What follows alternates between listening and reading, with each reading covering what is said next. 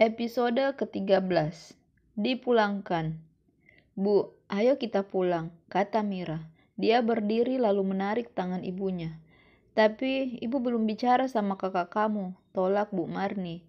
Untuk apa? Gak perlu bicara dengan orang yang gak punya akhlak kayak mereka, ucap Mira. Dia masih berusaha menarik ibunya. Mira, jaga bicara kamu, bentak Danu. Dia tidak suka mendengar kata-kata adiknya itu. Apa? Terus kalian pikir kelakuan kalian apa? Teriak Mira tak mau kalah. Danu mengangkat tangannya mau menampar Mira. Tampar, memang Mas hanya bisa menyakiti, ucap Mira. Danu menurunkan tangannya, tubuhnya bergetar menahan amarah, tak menyangka adiknya akan berani padanya. Melihat situasi tidak kondusif, Bu Marni menelpon seseorang. Berbicara agak serius, setelahnya dia pun berkata, "Dan ibu pulang dulu, nanti pengacara keluarga yang urus masalahmu. Takut Airin di rumah butuh kami." Airin sudah di rumah, Bu. Danu baru sadar soal Airin. Bagaimana kabarnya? Apa dia sudah baikan? Wajahnya berbinar membayangkan istrinya sudah kembali ke rumah. Untuk apa, tanyakan Mbak Airin. Bahkan kalau dia mati pun belum tentu kakak bisa melihat jasadnya, kata Mira. Sekuat mungkin dia menahan air mata agar tidak jatuh. Dia sengaja tak memberitahu ibu dan kakaknya tentang keadaan Airin. Dia tak mau wanita yang bersama kakaknya senang. Ayo Bu, Mira menarik paksa tangan ibunya.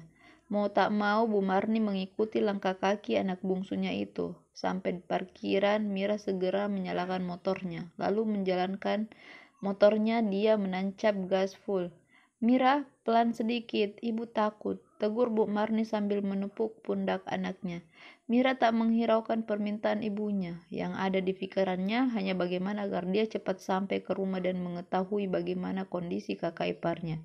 Memasuki kompleks perumahan, nampaklah bendera kuning di gapura kompleks.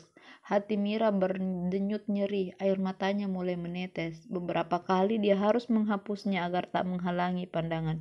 Bu Marni yang melihat bendera itu menepuk Mira dan bertanya, "Mira, siapa yang meninggal?" Air mata Mira semakin menetes mendengar perkataan ibunya tersebut. Dia tak bisa membayangkan bagaimana sedihnya ibunya ketika tahu kalau menantu kesayangannya meninggal dunia.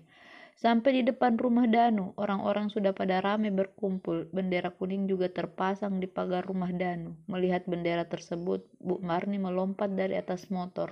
Untung saja jalan motor sudah pelan karena memasuki halaman rumah. Bu Marni tak percaya. Gegas dia berlari masuk ke dalam rumah. Dia tak mempedulikan orang-orang yang berusaha memegangnya. Terlihat di ruang tamu, jasad Airin telah terbujur kaku, ditutup kain batik. Bu Marni berpegang di tembok. Dia tak kuasa menahan bobot tubuhnya. Air matanya luruh tak terbentung. Intan yang melihat kedatangan Bu Marni segera mendekati wanita itu dan memapahnya mendekati tubuh Airin. Sesampainya di dekat jenazah Airin, Bu Marni langsung memeluk tubuh kaku Airin. "Nak, bangun, ini ibu, jangan tinggalin kami. Ibu sayang kamu, nak," raung Bu Marni. Tangannya mengguncang mayat yang telah terbungkus itu. "Sabar Bu, Airin sudah tenang, dia sudah tak sakit lagi," hibur Intan. Tangannya tak henti mengelus punggung wanita tua itu. Dia merasakan apa yang dirasakan Bu Marni. "Nak, bangun, kita belum pergi umroh bareng, kamu juga belum kasih ibu cucu, kamu sudah janji bakal ngasih ibu cucu kembar," raung Bu Marni. Dia betul-betul terpukul atas kepergian menantunya. Kini dia luruh ke lantai, tubuhnya didekap oleh Intan. Semua yang melihat ikut menitikkan air mata. Mereka ikut merasakan apa yang dirasakan Bu Marni. Bukan karena apa, tapi karena sesama hidup. Airin adalah sosok wanita yang baik, ramah, dan suka menolong. Tak jarang dia menyisihkan sebagian uangnya untuk membantu para tetangga yang kesusahan atau menyumbang untuk perbaikan masjid kompleks. Mira yang baru menyusul setelah memarkir motornya ikut menangis, bahkan tangisannya lebih pilu dari tangisan Bu Marni. Dia menyesal kenapa membiarkan HP-nya berbunyi tanpa diangkat. Dia menyesal kenapa di sisa hidup kakak iparnya dia tak ada di sisi wanita yang sudah dianggap kakak kandung. Mbak, jangan pergi dulu. Kan Mbak janji mau rias Mira kalau nanti wisuda. Juga mau ngenalin sama cowok yang baik. Mira tak mampu menjadi tahan tangisnya. Dia mendekap ibunya. Mereka sama-sama meratapi orang yang mereka sayangi. Bu, sudah jangan menangis. Kasihan almarhumah. Nanti perginya nggak tenang kalau ibu dan Mira seperti ini. Bu RT menenangkan mereka. Pelan-pelan tangis mereka reda. Bu RT menyodorkan Al-Quran. Mereka mengambil dan mulai menghatamkan Al-Quran. Tak lama Andika datang dengan sebuah mobil ambulan. Setelah berkonsultasi dengan Pak RT, mayat Airin akhirnya dibawa pulang ke kota asalnya. Bu Marni dan Mira pun turut serta. Hampir seluruh warga mengantar kepergian Airin. Tak ada satupun perkataan negatif yang didengar oleh Intan soal almarhumah. Sepanjang jalan Bu Marni dan Mira masih menangis. Mereka sama sekali lupa akan keberadaan Danu. Seakan-akan Danu bukanlah bagian dari keluarga mereka. Bu Marni mengingatkan kali pertama Airin dibawa ke rumah oleh Danu. Bu Marni menatap sinis gadis tersebut, namun tak seperti wanita kebanyakan. Airin langsung mengambil tangan Bu Marni dan mencium tangannya. Hal itu yang membuat Bu Marni langsung suka kepada Airin. Butuh waktu 3 jam perjalanan darat sebelum akhirnya mereka sampai di kediaman orang tua Andika.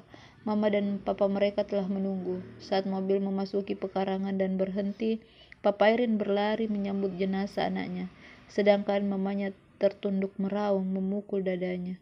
Nak, kamu pergi dalam keadaan sehat, tapi kenapa kamu pulang hanya tinggal jasad? Ucap Mama Airin. Dia berkali-kali meraung sampai akhirnya pingsan. Segera dia digotong masuk ke dalam kamar. Tinggallah Pak Irwan yang meninggal anak gadisnya. Ada sesal di dalam hati. Seandainya dulu dia merestui hubungan anaknya dengan Danu, mungkin Airin masih hidup. Bertahun-tahun dia menahan rindu demi ego untuk bertemu dan memaafkan Airin. Kini dia menyesal. Anaknya telah pergi untuk selamanya. Tak akan lagi dia temukan senyum dari gadis itu. Semua kenangan kembali berputar di dalam pikirannya. Seandainya waktu bisa diputar, maka dia tak akan melakukan kesalahan seperti yang telah dia perbuat. Sanak keluarga mulai berdatangan. Memang sebelum berangkat Andika telah menginfokan ke grup keluarga tentang kondisi Airin. Mereka yang datang mengucapkan belasungkawa yang sedalam-dalamnya atas kepergian Airin. Tak ada yang menyadari bahwa Danu tak ada di tempat itu. Sampai seorang wanita parubaya yang tak lain adalah sepupu jauh Pak Irwan. Dia bertanya kepada ayah Airin, yang mana suami Airin?